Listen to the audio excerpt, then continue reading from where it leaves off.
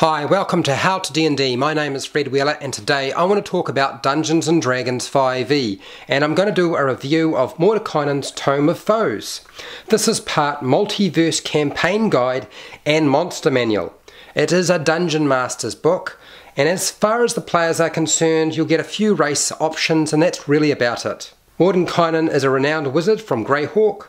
As usual we get awe-inspiring fantastic art on the front cover and, as it happens, on the back cover as well. This book promises to be something quite special. So I've done some reading of this book, but I'm going to flip through and talk very briefly. Go to our front cover here. Now we get treated to a contents page and an index page, and it's all combined into one. I'm not even going to bother reading the disclaimer because usually, well, I'm not really that impressed by them. Anyway, let's keep going. The first part talks a little bit about Mordenkainen and sort of why he's written this book. Chapter 1 is the Blood War and it covers basically a summarization of the conflict. We get the Great Dance, it talks about demons and devils, it talks about the different Lords of Nine, Asmodeus is included, Zarel, and a few others, not all of them, but most of them are here. Mammon is included. There are walls of text, pretty much walls of text right throughout this thing, which is fine, it's a lore book, it's supposed to be like that. We get also treated to a bunch of different cults that you can join, or you can use in your game if you want to. If you wanted to play a different sub-race of Tiefling, you can, because it's included here, and you get a whole bunch of charts dealing with horrific things, you know, personality traits, flaws, bonds, ideals, all that sort of stuff as usual. After that we get into demons, and it covers pretty much anything you might find in the Abyss, but in summarized form. All the different demon lords are included here, which I'm not going to go over too much. There's a bit of artwork, not a lot, but there is a bit of artwork. Oh, what there is here is demonic boons are also included in here to give you some flavor for your monsters and your cultists if you want to use them. And then of course we get a little bit of information on how to customize your demons. Chapter 2 is Elves, and this covers their lives discussed in quite a lot of detail. Pretty much their whole lives are spelled out from the beginning to the end. How crime and punishment works, different elf gods, a splattering of artwork throughout, which is quite nice. I like the artwork in all of this. The Eladrin and the feywild included in here. There is a section on the drow and their fall to Loth. A bit of background on the drow deities or gods, and there's a lot of information as it happens on the Raven Queen, which usually there hasn't been an awful lot of information on the Raven Queen. In fact, it goes right back to her origins. If you want to play a sub-race of elf, you can. There's the Eladrin. You can also play a sea elf if you want to, Shadakai, and a bunch of trinket tables for the elf, including some adventure hooks and stories that you could use for your drow. Chapter 3 is Dwarves and Duergar, and this is the ancient war that's been raging between the two races. Dwarf clan life is summarized pretty extensively. It's got a lot of the stuff that you might need if you were running a dwarf or using dwarfs, and I guess a lot of this could be used by players if they wanted to. The dwarf gods are covered. There's a bit of information on the enemies of dwarves. And then we get into the origins of the Duergar. Rules of conduct, their gods, which aren't too many of them, strongholds, and then of course we move into the playable race of the Duergar. There's a lot of charts here, breaking it down into clans, vocations, quirks, things like that, even adventure hooks, a lot of different charts and tables. Chapter 4 is the Gith and their Endless War. This covers the Githyanki and the githzerai. Githzerai are astral plane pirates and raiders. The githzerai are pacifists shaping chaos into order in some way. There's been a conflict between these races for quite a while, but what ties them together is their absolute hatred for mind flayers. And there's quite a bit of information about how the mind flayers have affected both of these races. If you want to play the Gith, you can. You've got the githzerai and the Githyanki. Chapter 5 is Halflings and Gnomes, and this covers the happy lives of Halflings and Gnomes, and there's quite a bit of information. The life of a Halfling, their leisures, their call to adventure, how they spend their days, their affiliation to the gods and myth, what a Halfling adventure might look like, including some ideas. There's a little bit of information on rock gnomes and their tinkering, the relationship between forest gnomes and animals, the different gnome gods, and if you want to play a deep gnome, you can, because there are traits for doing that right here in this book. Chapter 6 is the Bestiary, and this covers pretty much more than half the book. There are a lot of clockwork monsters and creatures in this thing. We've got the Astral Dreadnought, which I remember from Dungeons & Dragons 4e as it happens. There are many demons and devils in this book, and oh my gosh, some gruesome artwork, very well done. The Bone Claw, I remember that from Dungeons & Dragons 4e as well. Chokers, haven't had chokers for a while. The Cadaver Collector. This is what I mean by the just sheer gruesomeness of the monsters they present. There's an arsenal of clockwork creatures you can include in your adventure if you want to. I've never been particularly interested by plant creatures, but the Corpse Flower sounds pretty cool.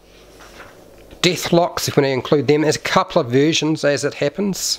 Various demons are covered. Some of the demons are covered in more detail than others. Nabusu, ooh, that is just disgusting. Sibrix. That is some really nasty, disgusting, monstrous stuff going on there. Somebody's got completely out of hand. The Abyssal Wretch, the Gutterkin, and you even get a chart for flesh wrappings for your demons. Demons got a thing about wearing somebody else's skin. A really nice piece of artwork. This is repeat artwork, I've seen it before. The Demon Lords are repeated, but different stat blocks. So there's a lot of information here, but the stat blocks are different, and they're all from Out of the Abyss. Jubilex, still one of my favourites. Orcus, and I've got that miniature. Yenogu, Zikdamoy, which is the big piece of artwork I showed you a second ago. There are large sections of art and stat blocks. This kind of reminds me of Dungeons & Dragons 4e monster manuals to a large extent. A lot of pictures and a lot of stat blocks. The Hellfire Engine, for those of you who want to burn their players to the ground. Nazugun, basically a paladin from the Nine Hells. Really disgusting monsters in this thing. It's full of them. There are devils or archdevils included in here. Baal is included, but they're not all here. So if you're expecting to see Asmodeus, he's not included in the book. Moloch is included, which is the monster that you saw on the front of a very old book years ago. The book has little snippets from Mordenkainen that talk about each of these monsters as we sort of work our way through the book as well. There's a lot of monster there. Zariel, basically Zariel got supplanted by Tiamat from what I remember. A bunch of different information on Drow and various different types of Drow, so there's lots of variations. Like I said, very much like Dungeons & Dragons 4e. Drow Matron Mother, Drow Shadowblades, and we get duergar of every conceivable type if you want that sort of thing. At least 2 pages of them, and then we'll make that 3. Eidolon, Sacred Statues, and elementals. There's a few elemental creatures and beings in here. Some Eladrin and Fey. Leviathan, Phoenix. I don't really quite understand the Phoenix in this particular book, but then maybe I'm not supposed to. But there are some big beefy elemental creatures in here if you're looking for them. The Myrmidons are a repeat from Princes of the Apocalypse, so if you haven't seen them before, they are a repeat. The Gith, which is quite an unusual race or monster to have involved in your game if you really wanted to have them there. The Githyanki, if you want them. A whole bunch of different variations on them. The Grey Render, yet again, another Dungeons & Dragons 4e monster. The Krithkis, I believe, is from Dark Sun. Howlers. More rats changed quite significantly. The Nagpar remind me of the Dark Crystal. Nightwalker, I've got that miniature. I never used it, but maybe I have a chance to use it now. The Oblix is basically a giant jelly or pudding that infests the Underdark, and it sort of takes on the mentality and form of another creature. And there's a couple of different variations on it. You get ogres, a whole bunch of them. Brute chain ogres, like I said, looks very much like Dungeons & Dragons 4e. A frost salamander, shadow dancers, Shadakai, Skulk, a nice piece of artwork. Skull Lord, I've actually got a Skull Lord miniature, a Sorrow Swan, and a whole bunch of different small monstrosities such as the wretched, the lost, the lonely, the hungry, and all of them look really, really depressed. Starspawn gurus, the Starspawn, there's plenty of them. We even get the Lava Mage. A little bit about cultists and the Starspawn, Steel Predator, Stone Cursed. Those are the stoned individuals who find themselves wandering around in dungeons just causing havoc. And a whole bunch of wraiths if you wanted them. There's a lot of trolls here. I love the dire troll with the 3 heads and various mouths and eyes and faces coming out of the front torso and chest area. It's really good. We get a venom troll, we get a spirit troll, we get a rot troll. I'm just waiting for us to see a, I don't know, a toothpaste troll. Vampiric Mist, which is from Dungeons & Dragons 4E2, I remember it from there. The Hydroloth, Onoloth. There's a Hydroloth and an Onoloth, a Yenoloth, and then of course you get the appendix near the end, and this is broken up into different monster types. So they've given you another index broken up into different monster types, which I thought was quite a good idea. What is even better is they've also given you one based on challenge rating as well, and based on the creature's environment. So that's pretty much given you everything you need. Okay, so what do I think of this book? My feeling is this is a monster manual and it looks a lot like Dungeons & Dragons 4E to me. I'm a little bit frightened by that possibility because I know what happened with Dungeons & Dragons 4E. It's not quite there. There is a lot of information there that's useful. What disappoints me about the book is, unlike Volo's Guide to Monsters, there's no maps in the lore area, so I can sort of build a campaign around the conflicts they talk about. This book is definitely not for players. It's definitely a Dungeon Master guide of some kind. Although players might benefit from some parts of the book, it's really not something you want to go and buy yourself. But if you're a Dungeon Master and you want this sort of thing and you don't have previous books from other versions of the game, this could be quite useful to you because it's all pretty much in one place.